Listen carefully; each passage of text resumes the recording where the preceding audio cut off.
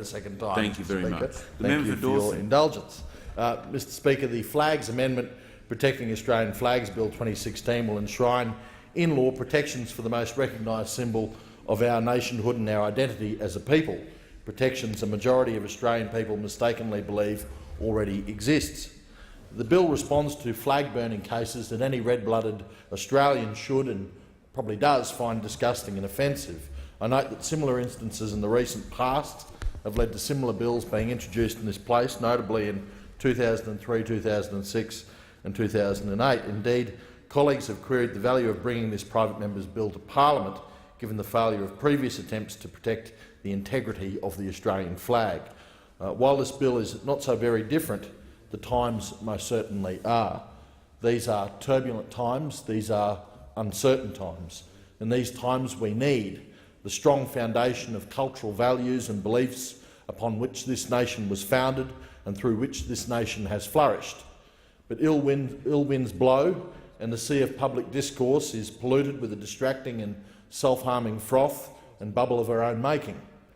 The chattering classes and the self-proclaimed elite, egged on by a compliant and self-serving media, are forcing the entire nation to apologise for everything the nation is and represents.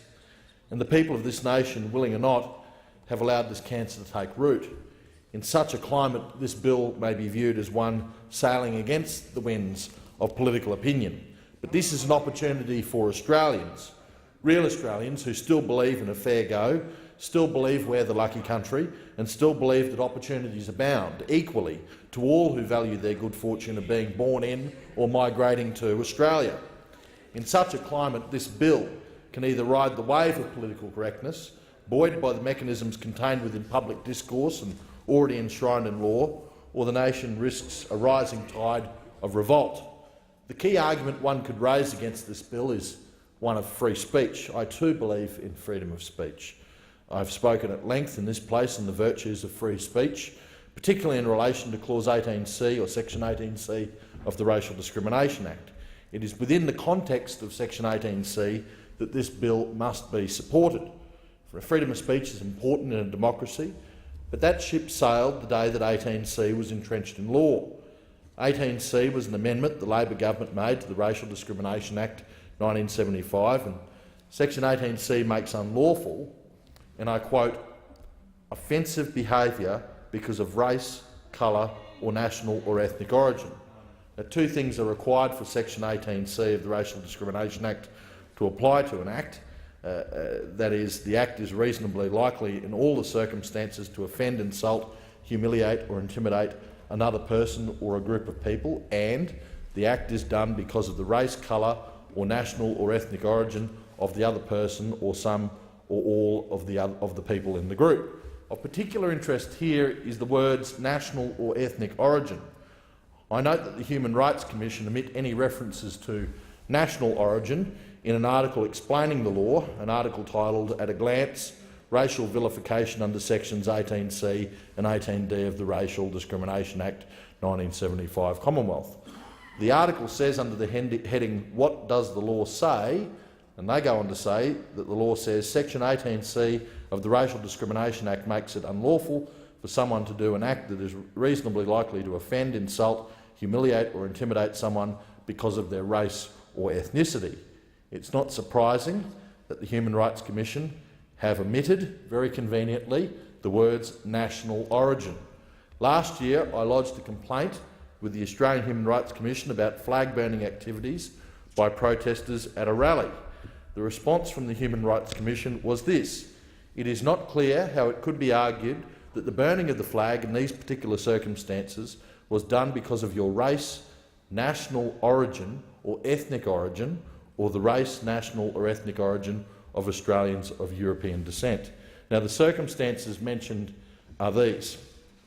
The flag-burning incident took place on April 4th last year. Protesters burnt the Australian flag to chants of no pride in genocide and always was, always will be Aboriginal land. In these circumstances, I cannot see how burning the Australian national flag can be anything but an attack based on nationality and specifically Australians of European descent. The protesters' action was not about burning the physical entity, but about attacking the values and ideals of the nation that it represents. The existence of this connection is the very reason why the particular symbol was chosen to be desecrated. They didn't burn an ISIS flag, they didn't burn a swastika, they specifically chose to burn our nation's symbol because they knew that would cause maximum offence to their target, patriotic Australians of European extraction who have as much right to be in this country as Aboriginal Australians or anyone else. The Act was designed to offend. The Act was intended to offend. If Section 18C is not equally applied to all, then it is a joke. If Section 18C protects peoples of all nations except Australians and people of all ethnicity except Australians of European descent, then the Act is legislated racism itself. Now, I know the protesters who burned the Australian flag on that day would be great supporters of Section 18C because it affords them protections against the free speech of others while denying those same protections to others.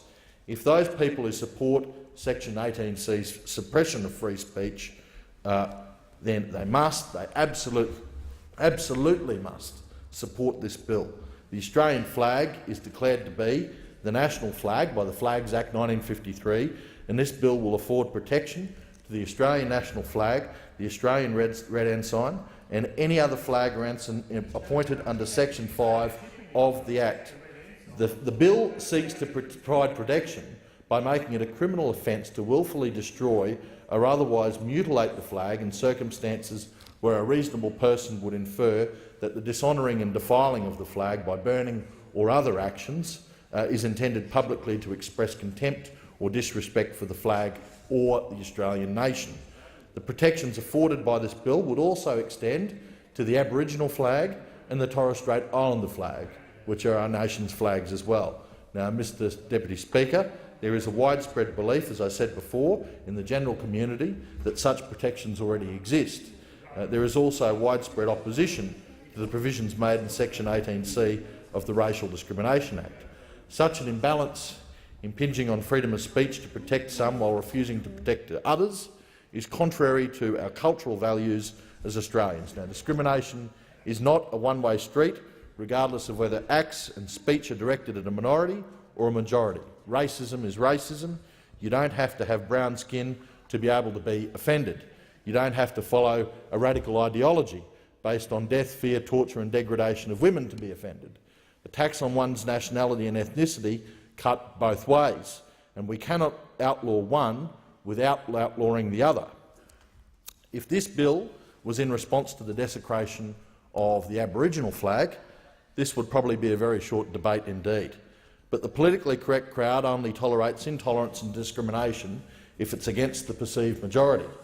But the perceived majority is rapidly becoming a political minority in their own country, and that is why there is a growing backlash against political correctness. If we sell off free speech in exchange for appeasement, then it must cut both ways. If discrimination against ordinary Australians continues to flourish through this culture of political correctness, then natural consequences will follow. Someone will take up the mantle and speak for the masses. It was the suppression of open discussion in Australia that led to the rise of Pauline Hanson. It's been the same sort of thought police in America that have seen the rise of Donald Trump. Now, if the sanctimonious elite decry any thoughts and suppress any discussions which don't comply with their own ideological view of the world, they will give birth to something that they find even more intolerable. The general community has valid concerns. Their concerns and thoughts deserve a voice.